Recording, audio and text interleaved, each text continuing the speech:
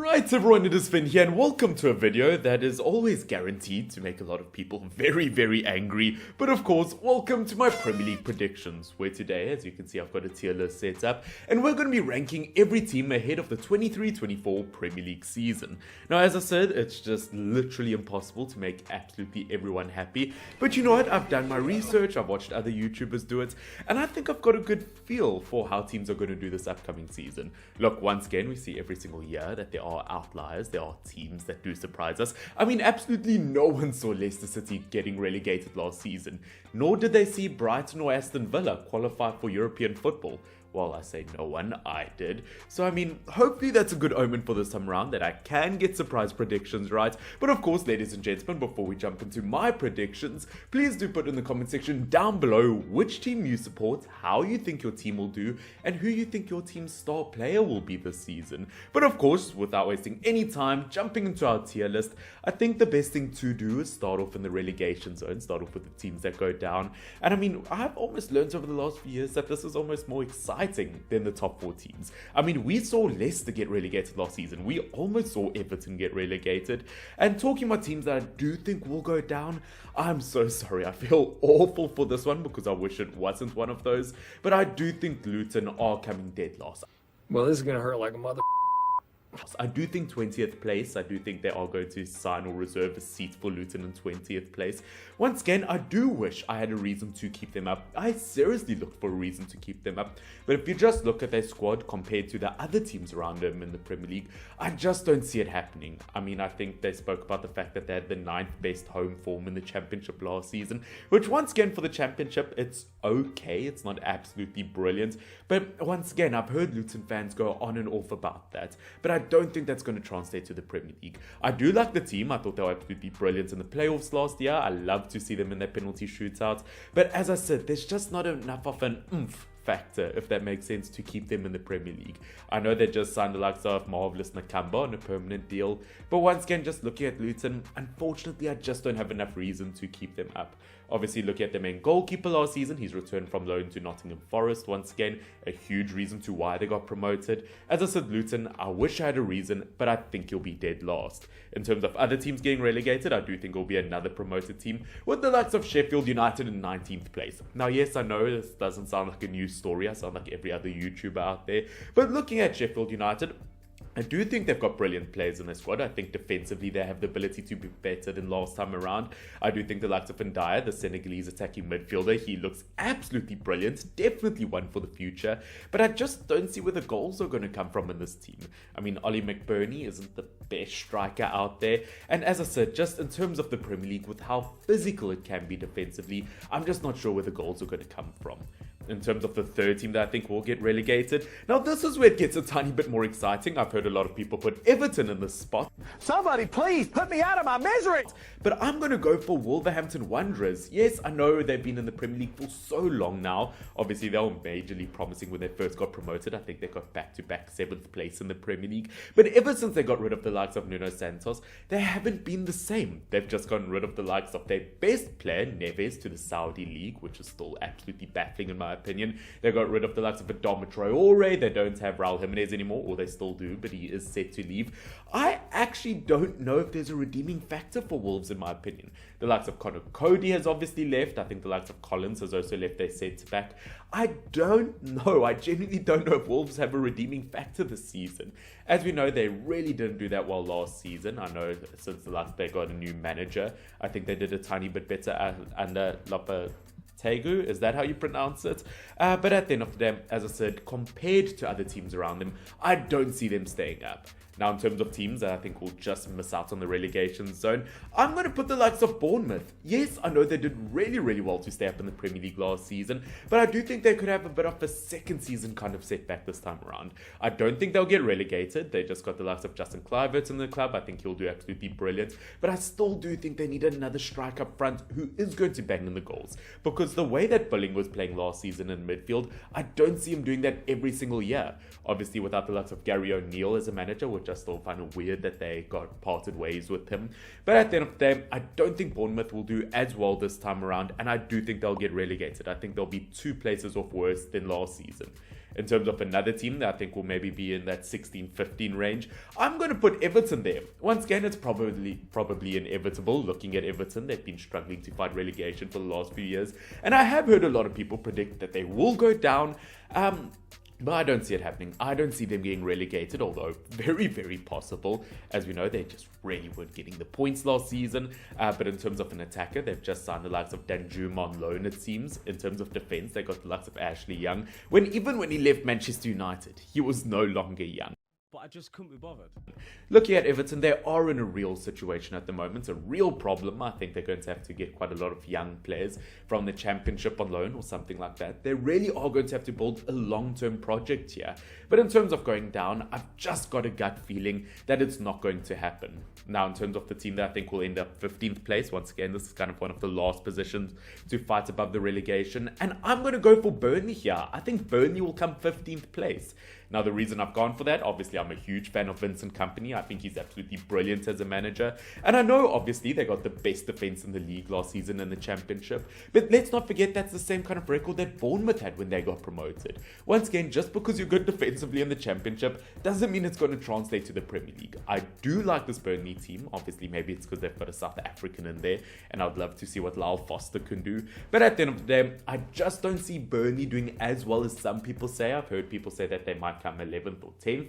I don't think they'll get relegated either. But I do think with the project that they are currently building, I think they'll do relatively well. I am annoyed though, because I know as a Manchester United fan, there's just every single possibility in the world that we're going to lose 1-0 to Burnley, and it's going to be to a Wout Weghorst goal. This is football heritage. Now, of course, jumping into that 14th place, kind of escaping the relegation zone a bit.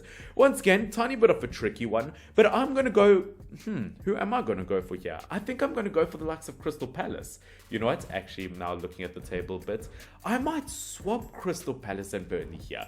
I'm going to put Burnley in 14th and Crystal Palace in 15th. Initially, when writing my predictions, I had Crystal Palace kind of 11th or 12th place, but they've just lost the likes of Wilfried Zaha to the Turkish league. The likes of Alisi is apparently going to go to either Chelsea or Man City, and I could definitely see him leave Crystal Palace. And I think if you lose the likes of Alisi and Wilfried Zaha, I really do struggle to see where the goals and assists come from in this team. Don't get me wrong, Roy Hodgson has been about for absolutely forever. I think he's a brilliant manager. But Crystal Palace, just every single season, they just don't seem to be bettering themselves. I think they've got an absolutely brilliant squad, but competing with other teams around them. As I said, I just don't know where the goals are going to come from. And I think they'll come in 15th and Burnley will come in 14th place. Pretty comfortable. Now, jumping into our 13th place position. Once again, tiny bit of a tricky one, but I'm going to go for Fulham. Do I have Fulham over here? Okay, you know what? This thing doesn't have Fulham on it, but you can put Fulham in 13th place. The reason I've done that, I don't think they'll do as well this season as they did last season. I think they're going to be 3 or 4 places off worse than last season. Once again, nothing bad on them, but apparently Mitrovic is about to leave the club. They are talking about getting the likes of Raul Jimenez from Wolves, which, don't get me wrong, he's an okay striker, but ever since his head injury, he just hasn't been the same. Once again, I do like this Fulham team. I think they've got a lot of promise on them, but I haven't seen enough this transfer window to really excite me, to really give them a reason to go higher. Now, in 12th place, where I originally had Crystal Palace, I'm going to put the likes of Nottingham Forest. Once again, looking at Nottingham Forest, they've lost both their major goalkeepers with Dean Henderson and Keylor Navas, so it's going to be really interesting to see what they do this time around. Once again, no, they didn't really shoot up as people thought they would last season. Once again, when you sign like 120 players, people expect differently, but looking at Nottingham Forest, I do think that they really stepped up towards the end of last season. I really like Gibbs White. I think Owoni as a striker seriously picked up towards the end of the season, and he really did kind of make a name for himself in the Premier League. Once again, I do like Nottingham Forest, and I do think if they can get a really solid goalkeeper between the posts, I do think they could really nail on that 12th place spot.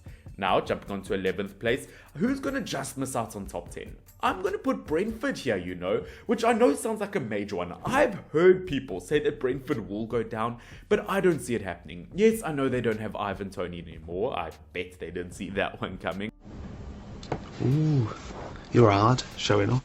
But looking at this Brentford team, I think people don't realize that they aren't as reliant on Tony as people think. Yes, he obviously scores majority of the goals. He was a 20-goal season striker last time around. Obviously, he will play the last bit of the season this time around. But looking at the rest of their attackers, they've got Visa, the DRC attacker. They've got the likes of Mbeumo from Cameroon. They've got some brilliant attackers. And if they were able to get someone, dare I say, even like a Raul Jimenez on a temporary basis, once again, they are not as reliable as people think on Ivan Toney. I think if they keep David Raya as a goalkeeper, that would also be an absolutely gigantic bonus.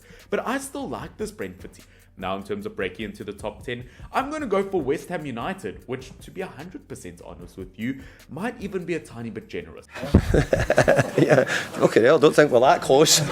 As we know, they just got rid of the likes of Declan Rice to Arsenal. And yes, they obviously did well to win the Conference League last season. They really suffered in the Premier League because of it. So now going one step above and playing in the Europa League without Declan Rice, you really have to wonder whether they're going to have another season of struggling in the Premier League. As I said, I do think this time around they will figure something out. I think they are currently linked to the likes of Gallagher from Chelsea, who I do think would be a brilliant signing for the club. I think will be very similar to when he was at Crystal Palace. As I said, maybe I have put West Ham United slightly too high here, but I do think they've got the makings and I do think they've got the correct players in this team. Whether David Moyes is the correct manager for them though, I still have to wait and see. I hope West Ham don't struggle now that they're still in Europe, but I do think they will get 10th place. Now jumping into 9th place, now between 9th and 8th, I'm really kind of conflicted between two teams here, but I do believe I'm going to put Brighton in 9th place and I'm going to put Aston Villa in 8th place. Looking at both these two teams, obviously both playing European football this season, which is mental to think about. No! Over both Spurs and Chelsea, which is quite funny. But looking at Brighton, obviously 9th place, I don't feel like that's disrespectful to them. Obviously, they are playing European football, and as we saw with West Ham last season, it does take a toll on the team. Looking at Brighton though, they've got some absolutely brilliant players in their squad. I think they've proven time in and time out that they can be a major Premier League team.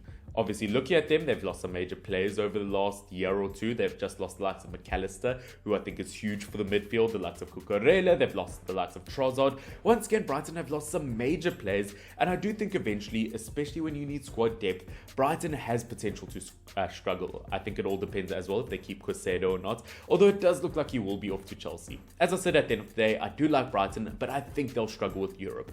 And same to an extent with Aston Villa, although as I said, I do think they'll come 8th place. They've made some brilliant signings so far this transfer window. They've gotten the likes of Diaby, as it looks like, from Leverkusen. They obviously got Pau Torres, one or two other signings like Yuri Tillemans. Aston Villa and Unai Emery are building a serious team. And as we know, Unai Emery, if there's one man who can win a European trophy, it is him. So once again, I wouldn't be surprised if Aston Villa do end up higher than 8th place.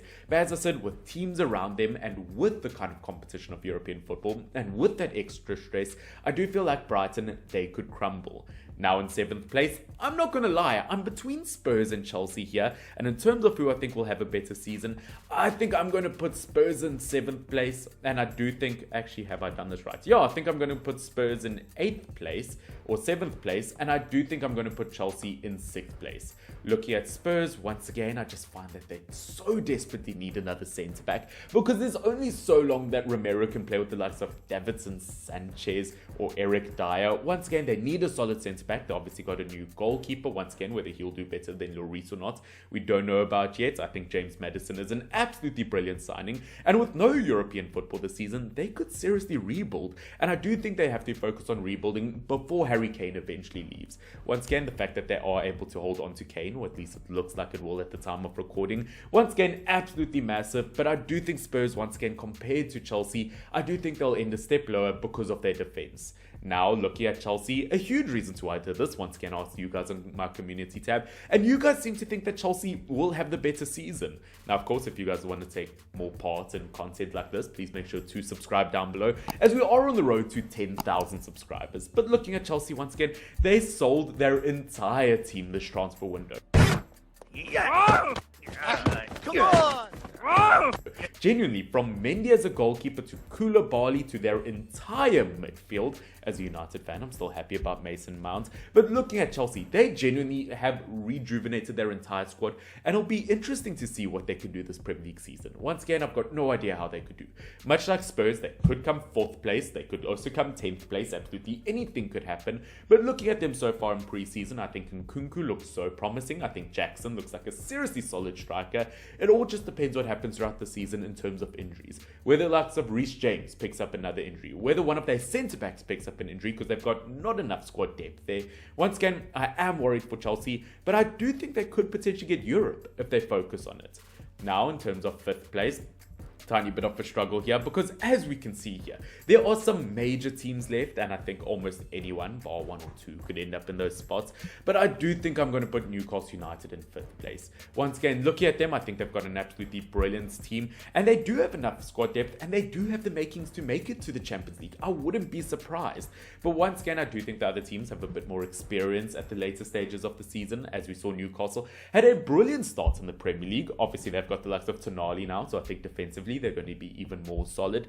But I do think, once again, at the end of the season, as we saw last season, Newcastle did fall off, and I just hope it doesn't happen this time around. Obviously, looking at this team, I mean, I really can't fault Newcastle. They've got a brilliant player in every position now, and they've got brilliant squad depth. I mean,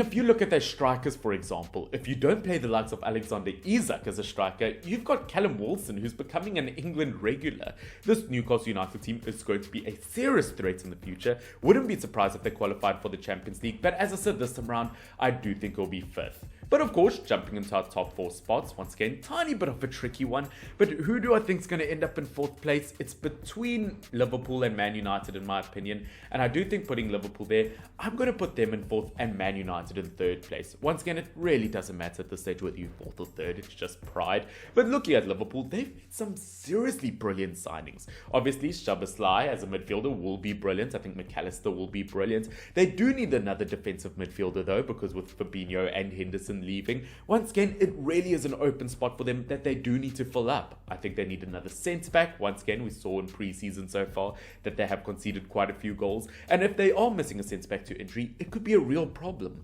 With them looking to play Trent possibly in the midfield, they do need another right-back, but overall, I do like this Liverpool team. I don't know. I think that's a bit dodgy, mate. And without them playing Champions League football, once again, maybe they could focus on it. Maybe they could focus more on qualifying. I think they'll qualify either way, whether they win the Europa League or in the top 4. I definitely see Liverpool in the Champions League next season.